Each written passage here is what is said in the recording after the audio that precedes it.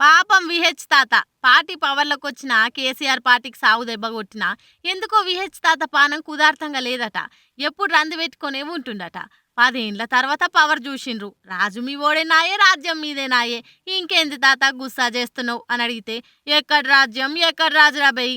అసలు సీఎం అయిన కాడ్నుంచి మా రాజు నాకు కలుద్దామంటే కూడా టైం ఇస్తలేడు. గింత అన్యాయం ఉంటదారా బెయ్. నేనేగా అయాల అందరి కాళ్ళల్లా కట్టెలడ్డం పెడితే సపోర్ట్ చేసి ఎనకాల నిలబడ్డది. కానీ రేవంత్ రెడ్డి ఇవన్నీ మర్చిపోయినట్టున్నాడు అని ఒక్క తీరుగా బాధపడుతున్నాడు. ఇగో చూడు రేవంత్ రెడ్డి, నువ్వు సీఎంవి. ఎవరన్నా నిన్ను కలవాలనంటే నువ్వే పోయి కలుసుడెందుకు? వాళ్ళే నా కాడికి రావాలే. జర చెప్పింది విను తమ్మి. నీ స్థాయి నువ్వే తగ్గించుకోకు అని బుద్ధి మాట చెప్పిండు. తక్కువ టైంలా ఒక్కసారి కూడా మంత్రి కాకుండా డైరెక్ట్గా సీఎం అయ్యింది రేవంత్ రెడ్డి. ఎవరు ఒప్పుకున్నా ఒప్పుకోకపోయినా బాగా కష్టపడ్డాడు.